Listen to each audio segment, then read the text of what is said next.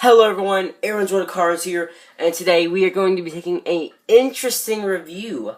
We are going to be looking at a Disney Store Fabulous Lightning McQueen.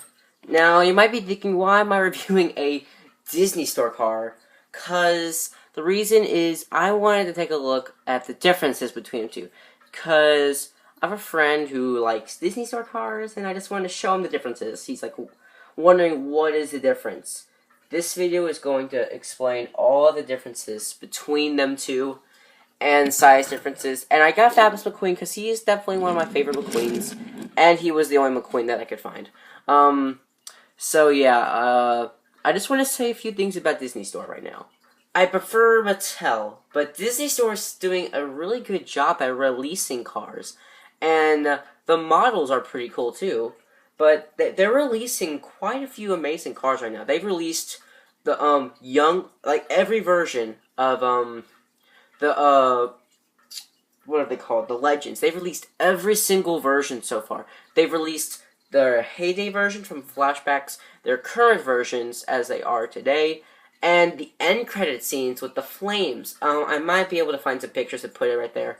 But yeah, those are like they've been releasing those, and then they've released some of the tractors, like the next gens that turn into tractors. I think they've released 2 so far, maybe 3. I might be wrong. And then they've been releasing a Mater with hats, and then they released Rusty's McQueen first, and Mater with a hat. They've released Ramon first. By the time of this video, some of these cars haven't been released yet. I'm sure Mattel will make them, but Disney Store has been on a roll with Cars 3. Let's see, what else have they released? They've released, what is his name? Roscoe, and I know, like, Mattel's released them, but the Disney Store version looks a lot better. They've released, the hauler for, Jackson Storm. Well, the semi, not the hauler. Which I've been hearing that we're gonna get one very soon. I'm not sure if that's 100% true. What else is Disney Store releasing? I don't want to say one thing yet because I want to save that for last. I think that's all of the ones that Disney Store has released so far, except for one final one that surprised us all. That was the Apple Racer. I'm definitely gonna put a picture of this one. I'm definitely gonna remember that one because Mattel hasn't released an Apple Racer. Well, they haven't released a Cars 3 version, next gen or stock car, but they've released an Apple Racer from Cars 1 and a big pack with every single stock car from Cars 1. And the Apple car was in that pack, and it was like $500 back then, I believe. Could be wrong.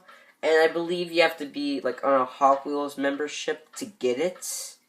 It is so expensive. It's the rarest car in the history of the world that was released. I'm pretty sure prototypes don't count. And what else? And then Disney Store just released the next gen racer, which really shocked me. And he's in a 2-pack with one of the tractors. One of the next gens to turn into a tractor. And I was shocked, and I'm totally gonna buy that Apple Racer because it just looks amazing. And I'm honestly shocked, and I wonder if this means Mattel would release it. I get Disney Store more than Mattel because Disney Store has rights to Apple, because it's in their movies. Mattel, I don't think they have rights to Apple. So this definitely is a shock. But anyways, let's get into the review, and let's talk about the model first. I like the model. Well, as you know, they changed the McQueen model for Cars 3. They didn't change the model. They changed the expression. And I'm happy they changed the expression because I did not like the expression for Cars 1 McQueen at all. This expression looks a lot better. His smile just looks really weird. It looked just really off. Then Cars 2 expression is a little bit better. But this is the same model. And of course, the Cars 2 model is different, but it's the same size. Because of course, the only difference is the spoiler and the sides and the roof flaps, because that's the only thing they changed. And the headlights. And the headlights look really cool on it. And I really did like it. Now, I really do like the model because it's the same, and I wish they kept the same for Cars McQueen. I understand this version is more accurate, but it would have just helped, look better.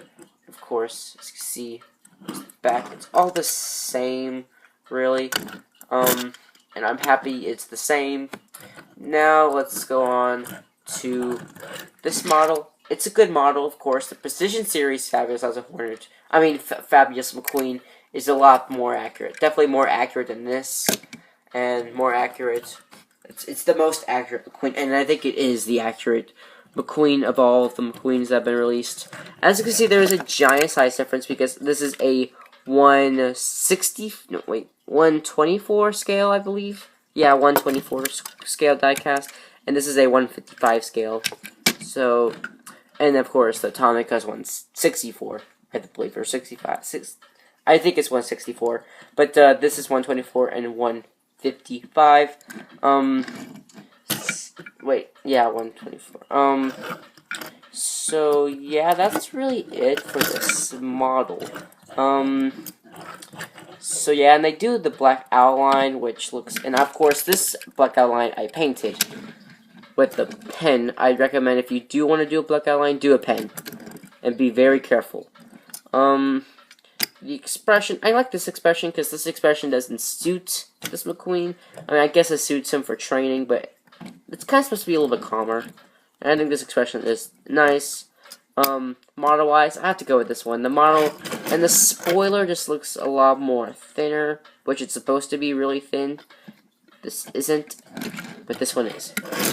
Now, decals. This one is a win automatically because you can kind of see the decals. This is more of a lighter. I think it might be lighter in the movie, but the decals are so off. You see that little clear line right there, the little line. That is the decal right there. You cannot see it on this one. The decals are placed better sometimes. Sometimes there are little bubbles, or they're a little off, but it's not as bad as this. You can peel it off very easily with this one, and you can kind of see it there a little bit. You kind of see a little clear line. Now this is where it's really bad. You can kind of see like it's ripping off a little bit on the back. I could peel all of this off. Oops, nope, that's the camera. I'm trying to get a good shot here. Right there. You see it's all peeled off. That's because it doesn't wrap around well. It's like wrapping around, which like on the back spoiler, you see how it's like sticking out, which is probably why these are kind of flat.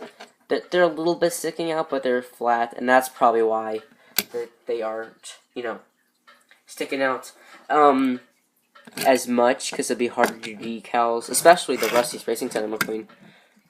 Have they released one? Yeah, they have. I was wondering if they released one for Disney Store. As you can see, all of, like, the McQueen, or no, the Lightning, the last G is a little, like, sticking out to the side.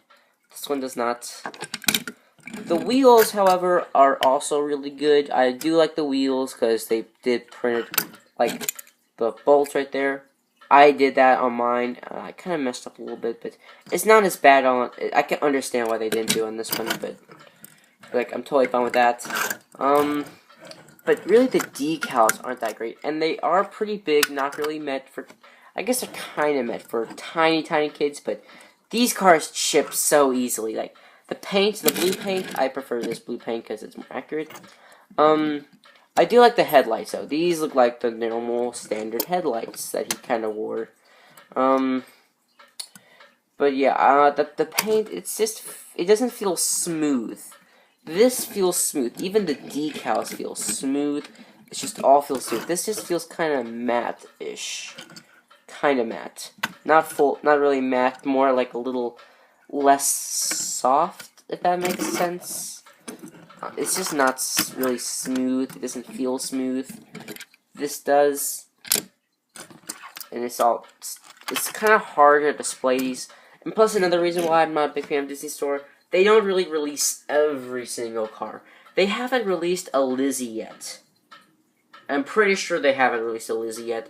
They released a Doc, but it's been so long. I can't remember the last time we got a Sally.